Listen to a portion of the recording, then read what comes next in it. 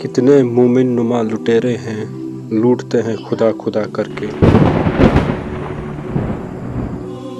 السلام علیکم ورحمۃ اللہ وبرکاتہ۔ میں آپ کو ایک چھوٹا سا مضمون سنانا چاہتا ہوں۔ میں وہ ہوں جس کو اوپر والے نے مٹی سے پیدا کیا، پھر نطفے سے، پھر خون کے لوتڑے سے، پھر وہ مجھے بچے کی شکل میں نکالتا ہے، پھر مجھے بڑھاتا ہے تاکہ میں پوری طاقت کو پہنچوں، یعنی جوان کرتا ہے۔ میں وہ ہوں جس کو اوپر والے نے بہت ساری نعمتوں سے نوازا ہے، جیسے آنکھیں، کان، ناک، پیر، بازو، دل، گردے، دماغ، ہڈیاں وغیرہ۔ میں یہ بھی جانتا ہوں کہ میری ایک ایک نعمت کی قیمت کیا ہے۔ جب کبھی کوئی نعمت یعنی جسم کا کوئی حصہ کسی مصیبت یعنی بیماری میں مبتلا ہوتا ہے تو اس کو ٹھیک کرنے کے چکر میں ساری دولت خرچ کر دیتا ہوں۔ بادشاہ سے فقیر بنتا ہوں، یعنی ساری دولت خرچ ہو جاتی ہے۔ یہ صرف ایک نعمت کو ٹھیک کرنے میں ہوتا ہے۔ کبھی تو ایسی مصیبت میں پڑتا ہوں کہ جو مجھے اپنوں سے دور کر کے واپس اسی خالق کے پاس لے جاتی ہے۔ اب سوال یہ پیدا ہوتا ہے کہ پیدا ہونے سے لے کر واپس لوٹنے تک کا جو سفر ہوتا ہے، اس میں میرا کیا کام ہونا چاہیے؟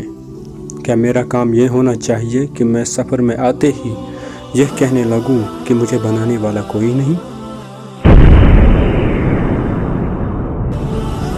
وہ جو نطفہ ہوتا ہے وہ خود بخود خون کا ایک لوتڑا بنتا ہے۔ اس کے بعد اس لوتڑے میں خود بخود دل، دماغ، گردے، ناک، کان وغیرہ یہ سب خود بخود کسی کے بنانے کے بغیر ہی بنتے ہیں۔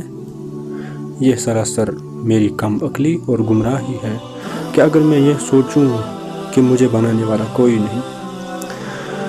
میرے ذہن کی ترقی تو دیکھیں کہ اب میں یہ بھی کہتا ہوں کہ یہ جسم میرا ہے، یہ جان میری ہے۔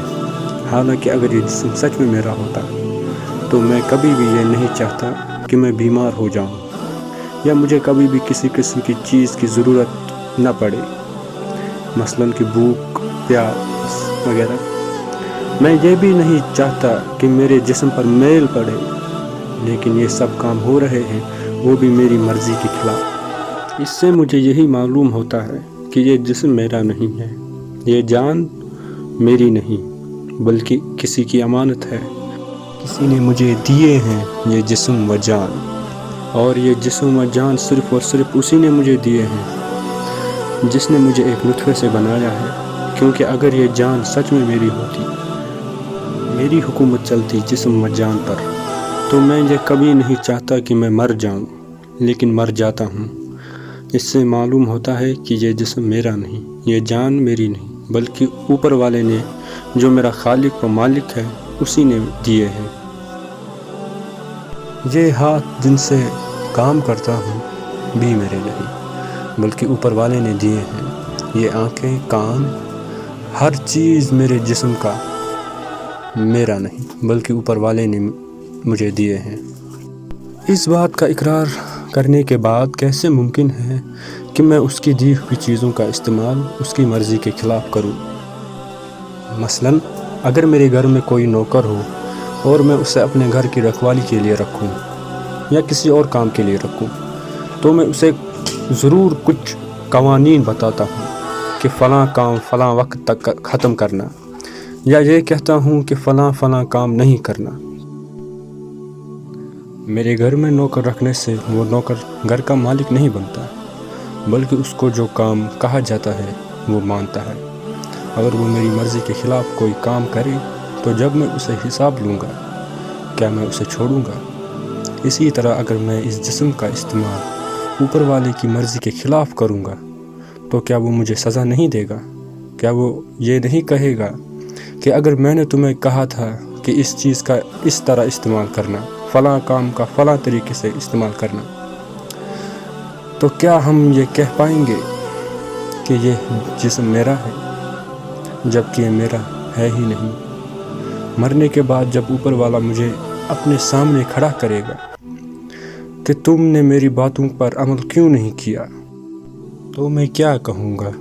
اس دنیا میں آنے کا میرا مقصد صرف یہی تھا کہ میں اوپر والے کے بتائے ہوئے احکامات پر عمل کروں اور شیطان کے وسوسوں کی پیروی سے بچوں، کیونکہ شیطان اوپر والے کا سب سے بڑا باغی ہے اور میرا سب سے بڑا دشمن ہے۔